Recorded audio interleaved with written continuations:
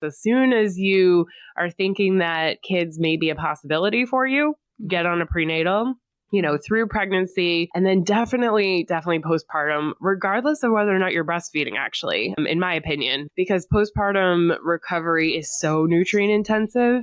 The support of a supplemental prenatal can be really valuable. Welcome to the Less Stressed Life podcast, where our only priority is providing those aha moments to uplevel your life, health, and happiness. Your host, integrative dietitian nutritionist Krista Bigler, helps health-conscious women reduce the stress and confusion around food, fatigue, digestive, and skin issues at lessstressednutrition.com. Now, onto the show.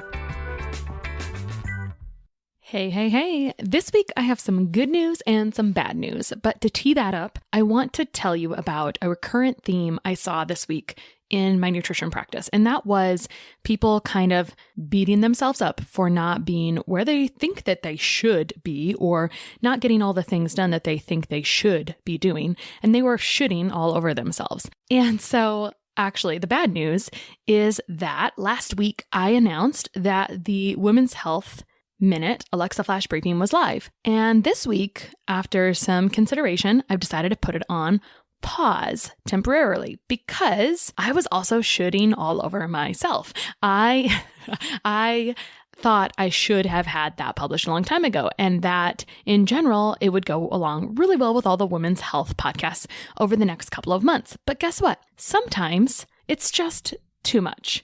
And sometimes we are just just everyone, we always think we can do way more than we do. Have you ever made yourself a to-do list and then you get through like 1/5 of that to-do list? Nod if that's you. Yes. Anyway, I have done that too. And it takes a long time to kind of balance what can we realistically accomplish? Anyway, the point is that it's not essential for me to get that out to you at the moment. There's a lot of other really cool stuff going on, and I want to make sure that I'm not letting balls drop in other places. So that's the bad news. But the good news is that this is the 100th episode of the Less Stressed Life podcast. Thank you so much for being here. We have been live since 2017, and I don't have anything huge for the 100th episode, although it's a great episode. Although the next couple of weeks, there's going to be some giveaways. Next week, we're going over omega-3s, and we have some omega-3 testing to give away. So if you want to stick around for that, that's awesome. But I would just feel so honored. We're really close to 100 reviews on the podcast. We're at 96 as of this recording, and I would just be honored if we could get to 100 reviews for 100 episodes. So if you would join me in that request, you can scroll down. You kind of have to go back and search for the podcast name, and then usually you can find the reviews. You have to scroll down to the bottom typically to do that. So that's that. And the other thing is, please just share the podcast, because this is kind of my just favorite thing to do during the week is to share knowledge with you. So I love to hear from you. You can always drop me a note or ask a question, which I would love to address in either in an episode or in another way over at lessstressedlife.com. There's a little speak pipe widget in the corner. You can click on that and leave a message. That's it. I just appreciate you guys so much. I appreciate you sharing and leaving a review and just being here. You are awesome. Now, on to the show. Okay, today on the Less Stressed Life, we have a return guest, Ayla Barmmer. She is a registered dietitian nutritionist, a functional medicine practitioner, and is the owner of Boston Functional Nutrition, an integrative and functional nutrition practice. Her specialty is women's health and a special emphasis on hormone balance, infertility, and digestive wellness. She is really well known for this area in Boston and beyond. She has advanced training in integrative and functional medicine, women's health, and herbalism, and other holistic therapies. She's the co-founder of the Women's Health Nutrition Academy, which is a virtual academy that delivers cutting-edge continuing ed for women's health professionals, so like dietitians and MDs and PAs, etc. So she's also the creator and founder of a prenatal multivitamin supplement, which we'll be talking about later. But she's here to school us on the good, the bad, all the things prenatal, because it's a pretty wild west world out there. And she's going to tell us what's really needed, what's important, what the right forms are. We're excited to have her educate us. Welcome, Ayla. Thanks for having me back, Krista. Yeah, so we'll just jump right into it. I should have known. I'm going to find the past episode for them, and I'll prompt the audience here in a little bit.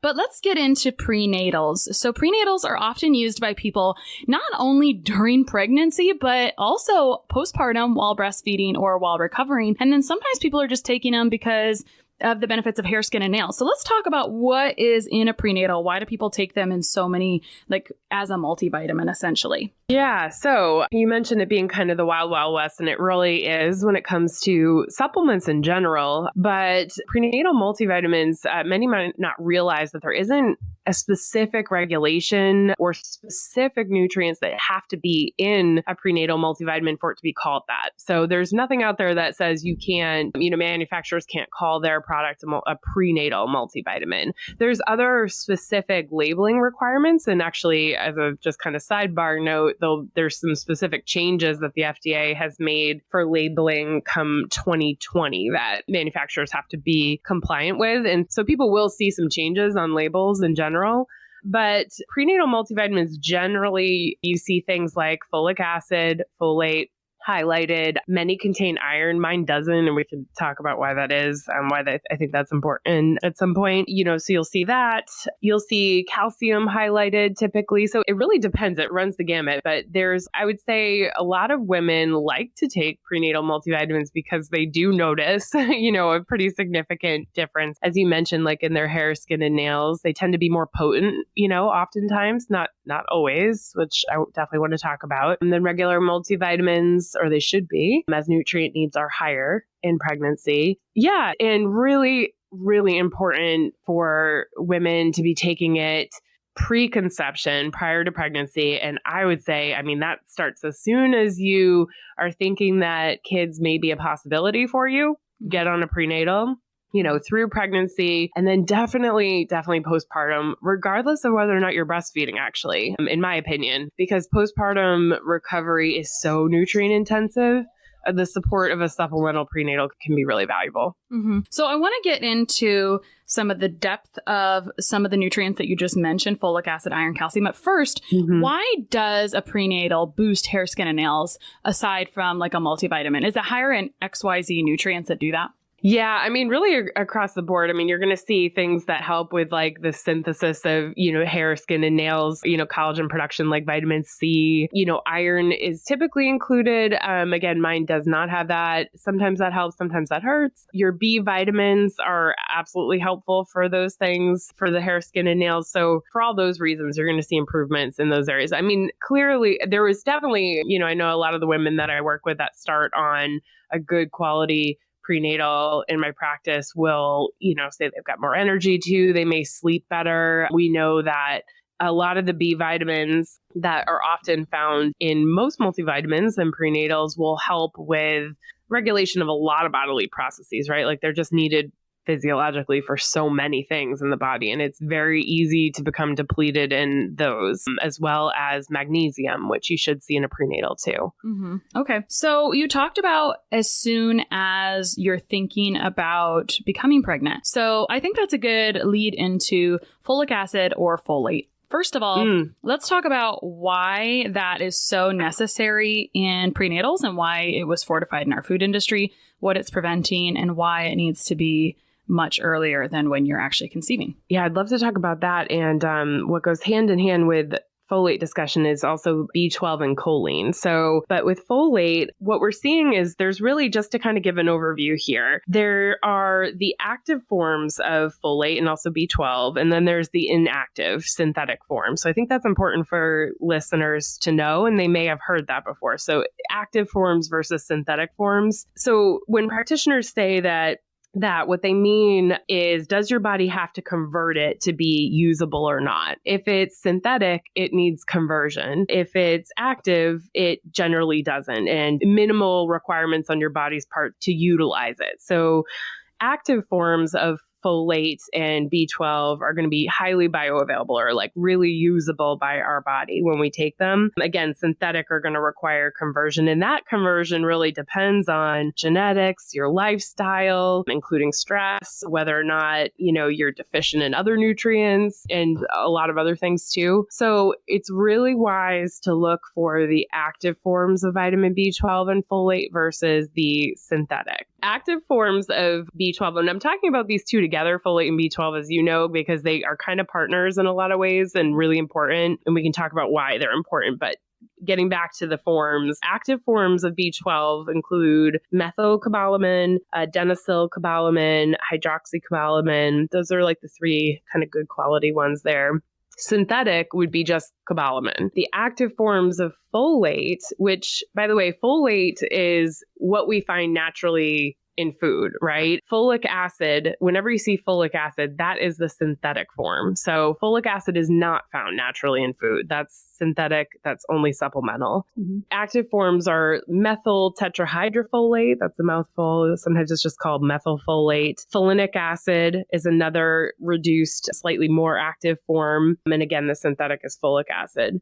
But what's really important about taking folate, B12, and I'm going to also lump in choline here, which we should talk about more specifically, preconception, is it's the very early weeks of embryo development, like before you even can get a positive pregnancy test. And when you just perhaps could get a positive pregnancy test, so those very early weeks that you're needing those nutrients specifically. It has to do with methylation, a process in the body, which I bet you've done some podcasts touched on this in other episodes before. It has to do with methylation, which goes into overdrive as an embryo is developing. We need those nutrients in high and plentiful amounts. And so it's so important to work to build up your stores prior to pregnancy and have those extra nutrients available in those early weeks. One of the major things, and this is a huge development for nutrition-wise and preventing neural tube defects, in babies, introducing folic acid into the food supply. Definitely happened a while ago. They started fortifying the food supply and we saw a huge reduction in neural tube defects. So folate's pretty critical for that.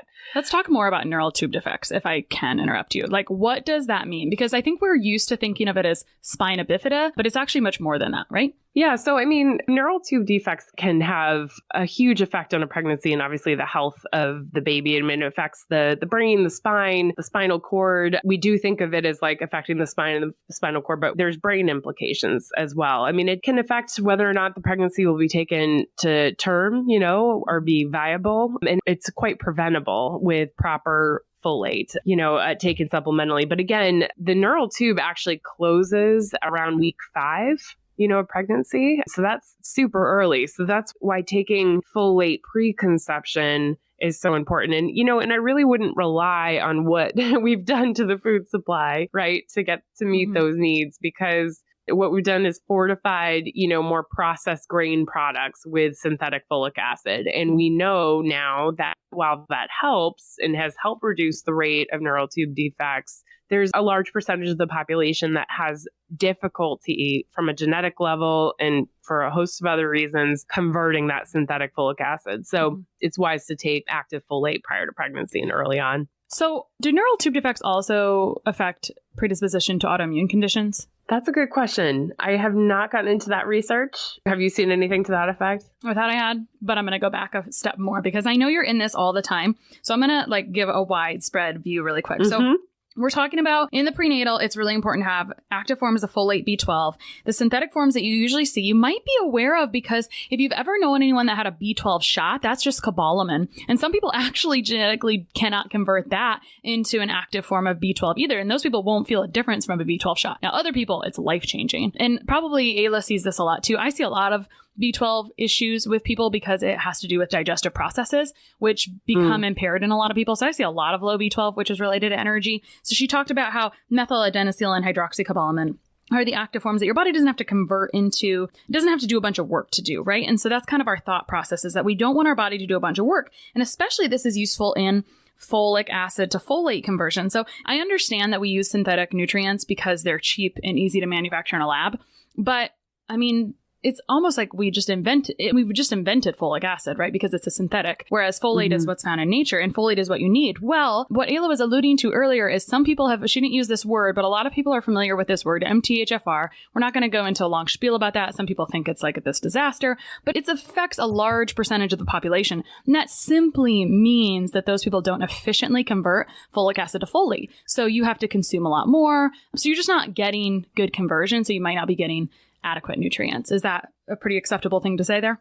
Yeah, I think that sums it up pretty well. I would just add that I think because of the buzz around MTHFR and some of the misinformation on it. And I'm not sure I would encourage people to really Google it at this point because it is like a rabbit hole on the internet now. It's actually very complex and there's a lot more that goes into methylation than just MTHFR, as you alluded to. But one thing that I do want to point out is that what I think has happened is people are being diagnosed or told, that they have MTHFR mutation, not being told to what degree, right? And just told to go take methylfolate or methylcobalamin. And I disagree. Yeah, I disagree with that approach. And I think we're on the same page with this because what can happen, and those listening might have experienced this and wondered why, is you can get a lot of symptoms by just loading up on the methyl groups, so to speak, those methyl forms. The main symptom that I see in practice is a lot of anxiety and just not tolerating that supplement well. So, I mean, in my prenatal, I do a combination of active forms and don't overload the methyl groups so that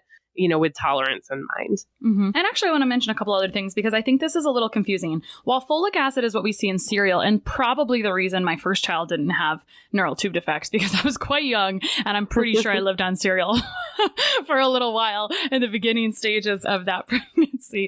Folic acid is the synthetic form, but folinic acid is an active form. And I think that's a little confusing because they look really similar. Now, last week you mentioned to me that is what the FDA, there's some like label changes coming with folinic acid. So now might be a good time to mention that. Yeah, I don't know how much is out there yet, but I'm kind of obviously I can't believe I'm a supplement manufacturer. That's not something I ever thought I was going to get into. Maybe we can talk about that too, but I am now. And in behind the scenes, folinic acid it's becoming more and more difficult to get our hands on. It has to do with FDA regulation of it. Not that it's unsafe. It's more that I believe that it might be treated. It might become more of like a prescription type of thing. So there might be like some drug industry influence here trying to grab that because they see the demand. So that's what I think is probably happening. But folinic you might acid, not see it on supplements as much, right? Yeah. Well, it's going to become very difficult for supplement manufacturers probably to procure and to include. And that's okay. There's other things to consider. My prenatal does have folinic acid in it now.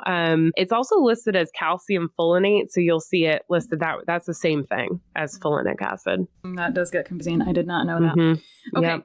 So I want to mention one other thing, because as you actually said, this is a problem we sometimes see in our industry, is that people are getting this MTHFR diagnosis, whatever, and then they're told to go on these super doses. And I just wanted to mention that sometimes I even see this in supplements, these super doses of folate. And I mean, as far as I'm aware, and people I really trust as experts are aware, and other research I've looked at, there's really never a need to go above like 400 to 800 micrograms of folate. And sometimes you see way higher than that. Do we want to comment on that briefly? So, in pregnancy, I think around the 800 microgram mark is appropriate for folate and for methylfolate. And so that's something that I would recommend, somewhere around there. But, a lot of this needs to just be put into context, right? So this is why I love a really well-designed multivitamin and making sure that you're on one, because it's in context with other complementary nutrients. No nutrient is metabolized by the body like in isolation. Like you look at these processes of how our body uses nutrients, and it actually requires other nutrients, to do it. And so context is really important, and the ratio and relationship of nutrients to each other is important. Thank you for saying that. I am on team high quality multivitamin as well, not necessarily 1 cap a day, which we'll get to because it's pretty impossible to actually do that. Someone asked me that the other day. She's like, well, why is this one so many caps? I'm like, because go compare it to the old bottle you had and look at the dose differences. But I was at this recent conference and I was in the food line with someone who was talking about dosing individual nutrients and how they'd gotten away from multis. And I was like, oh, I got to step away because there are too many symbiotic relationships or complementary relationships with nutrients that I mean, if you're not monitoring someone, then you can throw something out of range. Absolutely. And one more thing here. So it's important to do these nutrients in advance. So we're going to get folate in our diet from darkly leafy green vegetables, and B12 comes from animal products, and being able to digest those and assimilate those. Anything you want to add to that? Yeah, I would say, folate too, you're also going to see that like in something like liver. And yeah, again, my B12 favorite. Just kidding. Yeah.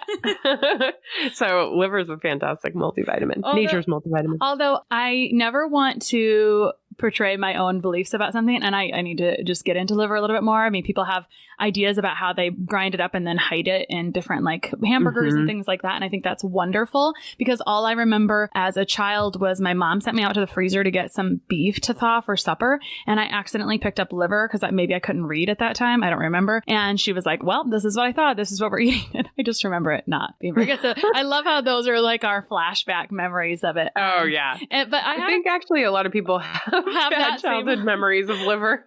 And that sort of that sort of colors our ability to eat it now, But there are, Lily Nichols has got some great strategies for eating liver, and she's got her book and site for that. Yep. Yeah. I had a client one time who said, I love liver. And I was like, oh, well, you are golden. You are perfect. Just go eat all the liver. No. Let's go talk about choline. Great segue into choline, which is also found in the liver. Let's talk about choline and why people don't really even know what it is, because it's kind of the nucleotide on the block that was always there, but it's kind of not really classified as a vitamin or a mineral, but it's in the B vitamin classification. So tell us about it. I don't know why choline doesn't get the attention that it should. I think it's starting to, but it's really profound the number of pregnant women who do not consume as much as they need to, and yet the impact that it has on babies. So it's about 90 to 95% of pregnant women who aren't consuming as much choline as they should. And that level is actually defined at around the 450 milligram a day mark, which is, we're finding by new research that our needs are actually much higher during pregnancy. They might be more like 930 milligrams. So it's safe to say that almost all women are not actually consuming enough choline during pregnancy. And that's a problem. Choline's critical. It's required for baby's brain development. It's required for the health and the function of the placenta, which is that really amazing organ that women actually develop. They develop a new organ, just for pregnancy. Is pretty cool. But the placenta nourishes baby throughout a pregnancy, and it's needed for the function of that. It also helps to prevent neural tube defects. If you have an MTHFR mutation, back to that, it's especially important. So if we talk about food sources, you mentioned liver. Not a lot of people are consuming a whole lot of liver. I think there's around 113, 115, somewhere around there, milligrams of choline per ounce. There's 115 milligrams of choline per egg, typically, an egg with a yolk. So you can kind of see it's really hard to get without some supplement up to your choline needs daily, like that 930 milligrams. Choline is actually, I should mention too, it's interesting because our body can synthesize it, but it can't synthesize enough of it during pregnancy. So that's key to remember too. And the last thing to know, I think really about choline, one of the most important things is that, and this is something that I learned in the process of making a prenatal supplement, is choline is big. It's like a really big nutrient. And so it is super hard to fit it into capsules. And what winds up happening is manufacturers just don't include it, because it does wind up driving up the number of capsules you have to take. So, if your prenatal is a 1 a day, that's a huge red flag to me. There's no way that it's got enough of some of these bigger nutrients that are exceptionally critical. Like there's others that we could do without, but it would be missing that. About choline, you were basically saying that it's thought that we may need up to over 900 milligrams per day, and you're getting in the 100-something mark when you're getting one egg. Or I didn't catch how much. It was like 150 with how much liver? So it's around 115 milligrams per egg with egg yolk, and it's similar to that in about an ounce of liver. So, it doesn't take a lot of liver. If you're getting a few ounces of that a week, that could really help supplement, but it's still not going to get you. I think it's really hard just with diet alone during pregnancy to get in enough choline. That's one that really, really you do need some additional supplementation with, and because of how critical it is to get in, right? And for anyone who's been through a pregnancy before, right? Like there's periods of pregnancy, first trimester, where you're not, eggs, you might have an aversion to eggs, or you're just not maybe consuming the most balanced diet, right? So This is where supplements can help too. Sure. I remember craving the crap out of eggs in my first pregnancy. Like it was an asparagus omelet daily thing. But not that I just throw this in for comedy. It's not really that funny. Anyway, with choline, I like it for a lot of other reasons, and we're not talking about those reasons, but I think as a mom, these can be important to you. Like it's nice to hear about, okay, baby's brain development. Of course, I want my baby's brain to develop well, but I think about it for like skin and brain and liver development. And I mean, I look at it as an allergy standpoint because choline helps clear histamines and allergy type neurotransmitters. And then also it's huge for skin integrity. So for example, like I don't make choline very efficiently genetically. And there's times where I think it is affecting like dryness of skin, whatever. And so it's something I kind of like use. It's pretty awesome. And I had someone message me the other day about MS and multiple sclerosis and the importance of choline. And actually my mom called me the other day and she's like the person who just reads things and supplements. And so she was talking about my dad having trouble swallowing. She's like, I think it's choline. I was like, sure, Mom. Okay. So anyway, it was kind of funny because we got into a choline discussion. And so on that topic, a lot of times people talk about phosphatidylcholine or choline bitartrate. What do you use in your supplement? Yeah, so in mine, I use choline bitartrate. It's highly absorbable and easy to utilize. Some of that has to do with, again, just it's a great quality choline, and it's also something that can reasonably fit into a prenatal. Phosphatidylcholine, very difficult to get the level of choline that you need up and to fit it. So that's kind of the issue there. Yeah. Yeah, definitely. Okay, so do we think all the barriers that women have to getting these nutrients needed in a prenatal? We talked about the size of them, and we can talk more about that here. And some, like we talked about liver and eggs being the primary sources of choline. There are some vegetable sources, I believe, as well, I think. That's like what I've seen, but they're much smaller doses, right? Yeah, it's such small doses. I mean, you'll see it in peanuts, peanut butter, and, in some different vegetables, but they're kind of negligible amounts. I mean, it would be hard to, on a daily basis, piece enough together to get up to that level. But I do recommend for all pregnant women, all women trying to conceive, that you do try to get in a couple of eggs at least a day. You are trying to get in as many of those choline-rich sources as you can. How about vitamin D? I have that on my list as when you talk about the amount of vitamin D important in pregnancy. That's also, I think, is that one also kind of big sometimes or not really? So it's actually not, but it's for some reason, evidence-based amounts of it are not being included, in a lot of prenatals. So it's all over the map in terms of what you see for vitamin D levels in prenatals. And I can't really understand why, because we actually, unlike a lot of nutrients, we actually have a double-blind, randomized clinical control trial on vitamin D in pregnancy. I mean, that's like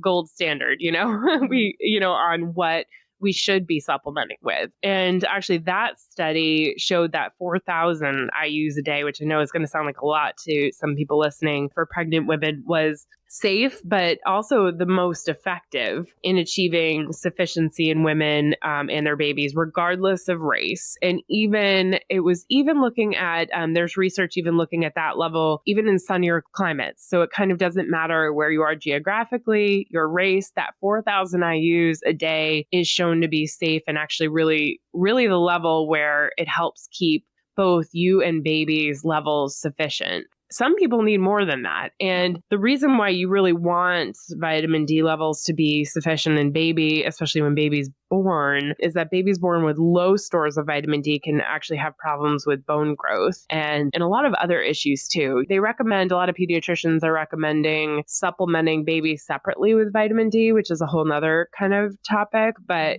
getting baby off to a good start with adequate vitamin D levels, not to mention all the ways in which vitamin D contributes to fetal development during pregnancy. That's going to help a lot. So I'm a big proponent of getting in around the 4,000 IU mark through pregnancy. Okay. We were talking earlier about baby's brain development. And when we think of that, we often think of DHA or one of the, kind of the animal essentially based omega-3s. Talk to us about DHA and the pros and cons of including it in a prenatal. Yeah, so DHA gets really highlighted as important, and it is specifically important. It's one of the essential fatty acids, but EPA is another essential fatty acid. ALA is another.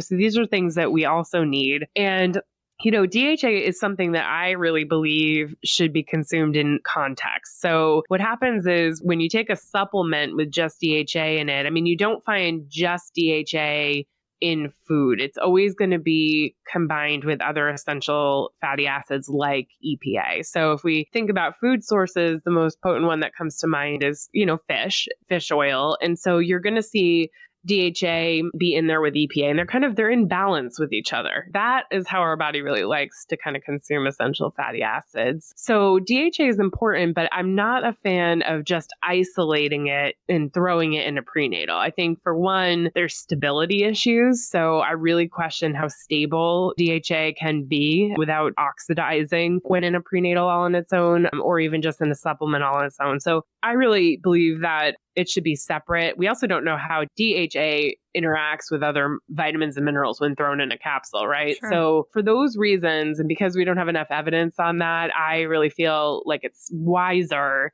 to take DHA in the context of a fish oil supplement separately. Yeah. That makes sense, especially when there's so much else needed in a prenatal. And actually, we're going to have someone on talking about the importance of prenatal DHA and its role in full-term pregnancies, because it's probably one of the easiest things we could do to bring pregnancies to term. And it's something that continues to decline is gestational period. And I know people don't want to have that bun in the oven forever, but I mean, it's like the longer it is in there to term, the better off everyone is. And so I've got a researcher that deals specifically in that you may want to connect with as well, Ayla. So yeah, well, my 12-week-old went to 42 weeks, so I know it's like she was in there for quite a while. Yeah, I totally know the feeling. Okay, so let's talk a little bit about minerals and also glycine. You talked earlier about calcium being sometimes important. You see it, sometimes you don't. We also talked about iron. Let's talk about minerals. Let's step back and talk about minerals in general and how they are best absorbed, because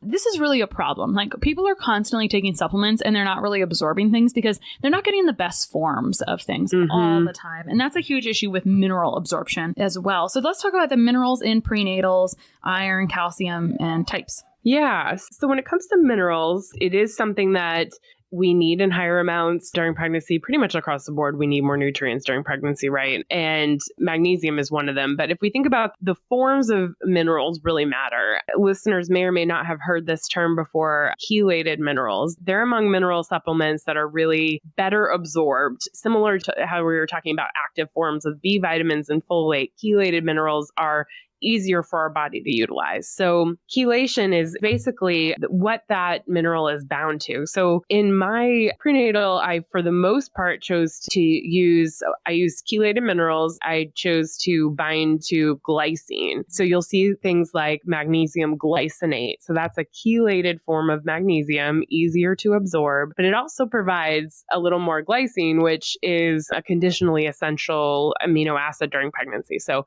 you don't need more of it generally outside of pregnancy, but during pregnancy, our needs increase. So that's why, and we can't make everything that we need or get everything we need just from diet. So we've got to get extra. So magnesium is a good mineral to highlight, because magnesium deficiency is super, super common. It's somewhere around like half of Americans. And it's also something that can prevent a ton of really scary pregnancy complications, at least contribute. A magnesium deficiency has been shown to increase the risk of preeclampsia and other vascular conditions. It also, I think, as you know, and I see in practice, magnesium plays a pretty significant role in blood sugar management. So we see a relationship between a magnesium deficiency and developing gestational diabetes too. So really important to get in enough magnesium. This is another one like choline that's big.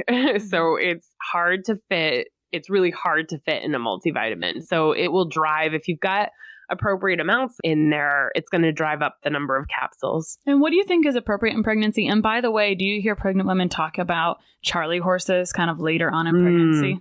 Yeah. So that's another thing that magnesium can help with. I know for me, it helped a ton. But yeah, Charlie horses, leg cramps, those kind of like just that kind of feeling in your legs, like that, messes with your sleep. It happens at night a lot. And you definitely don't need more things messing with your sleep during pregnancy. But magnesium, and actually magnesium glycinate specifically, can actually really help with sleep during or outside of pregnancy. But I think around the 300 milligram mark supplementally is a really good idea. It's so safe. Magnesium is a pretty safe mineral to be supplementing with. And it's pretty hard to overdo it, with it because of how few people are getting in enough anyway in their diet. So I like to see women supplement with at least 300 milligrams, during pregnancy. Some will need more. Okay. So I used to pay more attention to the calcium discussion in pregnancy and postpartum because I didn't have a cavity until after my second child. And for a while, the national recommendations were like, yep, pregnancy can be related to that. And then they were like, nope, not related. And I'm like, I think they are. So anyway, not that my opinion matters, but what do you see for calcium ranges in prenatals and what do you think is appropriate? Yeah, I think around the 400 milligram mark is appropriate and consistent with the evidence for supplementing prenatal wise.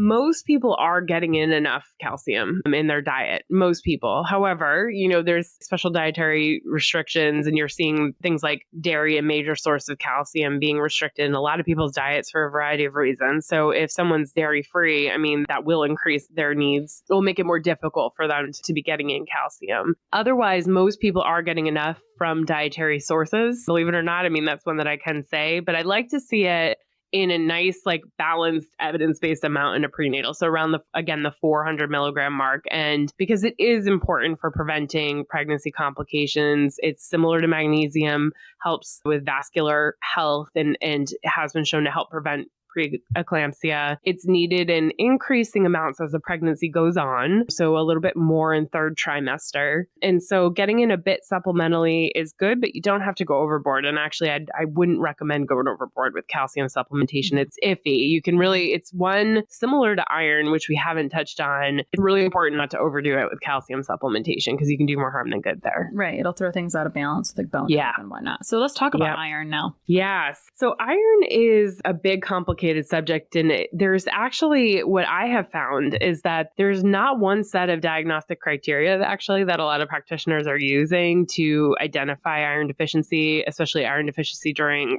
pregnancy. And that this could be maybe I'm going to be doing a webinar, one of those webinars for health professionals on iron at some point, and it might be a good podcast topic all in itself because it's kind of a beast. But iron is tricky because supplementally, you really don't want to take it unless you need it supplementally. It is always best to get iron from food. It causes a lot of, probably more than any other nutrient, it's the most likely one to cause tolerance issues, like stomach upset and just feeling kind of gross. It's also very difficult to absorb. It's difficult to absorb from food, never mind just from supplements. So it's one that I really like to see in the context of food. And then if needed, and there are a lot of cases and a lot of pregnancies where extra iron is needed, it really needs to be dosed very individually and based on degree of deficiency. So I didn't include it in my prenatal because I don't think there's not one amount that we can say is safe and effective and a good idea for all pregnant women to take based on my look at the evidence. Because what you're going to find is it's not going to be enough for a lot of women, and then it's going to be too much for others, and it prevents from taking their prenatals because you just feel like crap, when you do take them. Just going to say that it's probably the best to avoid just for that reason. And actually that's a great segue into this question. What about the women who just feel like they need a prenatal gummy because they're so sick in the first trimester? What advice do you have to those people? Yeah, I hear that a lot for sure. So, first of all, this is why I think it's so important to take a high quality prenatal prior to pregnancy for as long as possible so that you're building up your nutrient stores to help you through that awful first trimester when things are, food's not as appealing and it's really difficult to get supplements down.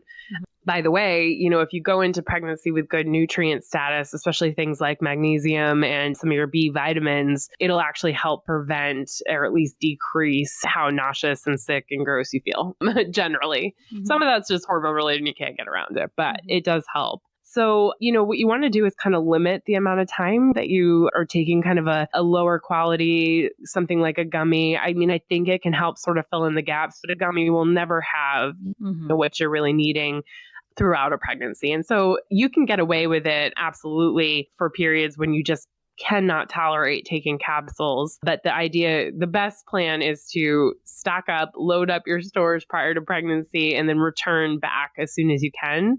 I know, with a lot of my clients, and this is something you have to decide on yourself as, a practitioner perhaps, but with my prenatal, I sometimes just have them open up capsules and put it into a smoothie. And that's fine too. Right. Yep. I was thinking that same thing. So we covered a ton of stuff and a ton of nitty gritty and a ton of specifics. What we didn't cover, we talked about a lot of what should be in a prenatal. We didn't cover what should not be in a prenatal. What are we trying to avoid in prenatals? And this is actually a problem in the supplement industry. And people don't necessarily, we don't actually realize how much of an issue this is. Yes. So huge. It is now that I have manufactured a supplement, I mean, I can tell you, and the first partner I had in manufacturing the supplement, and this product never made it to the market, was terrible. And I know that they manufactured a lot of supplements. So I just got a real sense behind the scenes of what's going on out there. And it's a little scary. We know that one thing that has been shown through independent testing and research that can be prevalent in supplements, and there was a big Canadian study looking at prenatal supplements specifically, is heavy metals. And heavy metals are something you absolutely do not want to be consuming excessively during pregnancy, right? We need to keep that minimal. A lot of women are familiar with, mercury, so I can touch on that and think there's so much being said about, well, don't eat too much fish, don't eat certain types of fish, when really we should be looking at quality of prenatal supplements too, because that can be a real source of heavy metals, including mercury. Many of these things pass through the placenta right to baby. So they'll harm you, they harm baby, developmental problems. There's a lot of things that can arise from them. Probably eczema. So yeah. So it's a problem. And so the biggest way to avoid that is to make sure that there's a couple of things. I mean, first of all, you want to make sure that your supplement has had thorough testing done on it. And there should be total transparency about that. I believe not only testing done by the facility, but third-party testing too. Someone who's unbiased, that supplement be sent to an unbiased lab and tested as well. And you should be able to get those results. So that's one thing. The actual supplement manufacturer really should be a GMP, a good manufacturing practices certified facility, an FDA certified facility. The manufacturer that I work with is What would it say on the bottle for someone? Yep. So you will generally see a badge. If a manufacturer is a GMP certified facility, then that's generally going to be on the supplement bottle, because it's something that is not necessarily easy to achieve. Going through that process, there's a lot of regulation on that. And so if they're a GMP facility, then they're going to show it, And just as a little sidebar, I mean, GMP, it's a system for ensuring that products are consistently produced, they're controlled according to quality standards. So it's a quality measurement, a quality system. Mm-hmm. So that's important. You want to make sure that your prenatal has what it says it has in it. It doesn't have what it shouldn't, right? And it's been third-party tested for both of those things. Mm-hmm. That's almost like a checklist. Plus, take it as soon as possible, at least 3 months before pregnancy, if possible. If you run into sickness, take a break, open up the capsules, put it in something, take it as soon as you can. If I am recommending a prenatal and it's not yours, it's choline, a prenatal, and a DHA, EPA, a fish oil supplement. And if I'm recommending yours, if I'm able to get it, then I'm doing your prenatal and just an EPA, DHA, because you've already got the choline. So that's kind of like my approach as far as nourishing pregnancy. I know that part of the reason you developed this was because you saw a big hole in a good quality prenatal. So your prenatal is available where and what's it called? So I developed this prenatal not because I wanted to be a supplement manufacturer. I really don't. It's really difficult.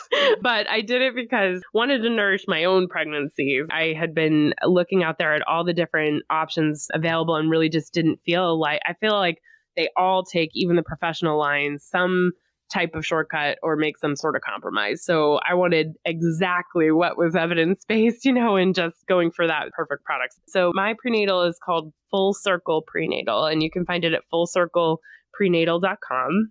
And, I produce them in small batches, third-party tested in a GMP and FDA certified facility. It is low California standards, even for heavy metals across the board. That's a big deal. I make all my test results available on demand. So total transparency about that. And so that's where you can find that.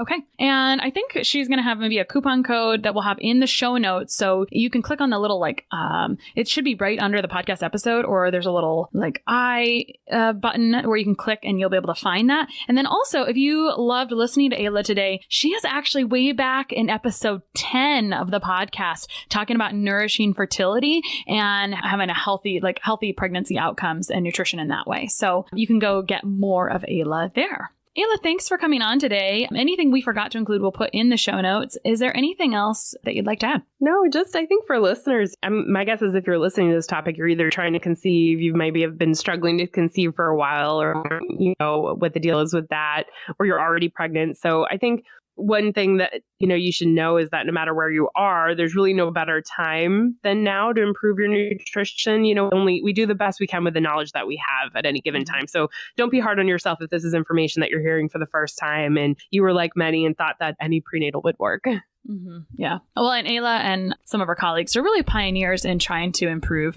the whole education for health professionals in this area. So thank you for your work in that. And thank you so much for coming on today. Thanks for having me on, Krista.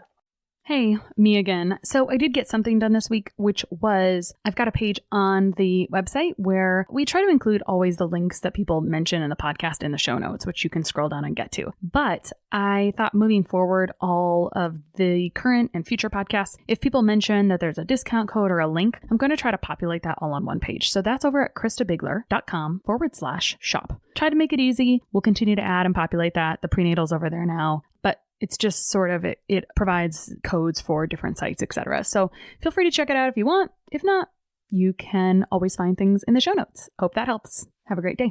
Oh, wait. Actually, another thing is if you are not on the email list to receive the show notes to your inbox every week or other week or so, you can do that by going over to lessstresslife.com and you can click on the button that says subscribe to show notes and get those delivered so you don't miss a thing. Okay, that's it this time. Great. Have a good week.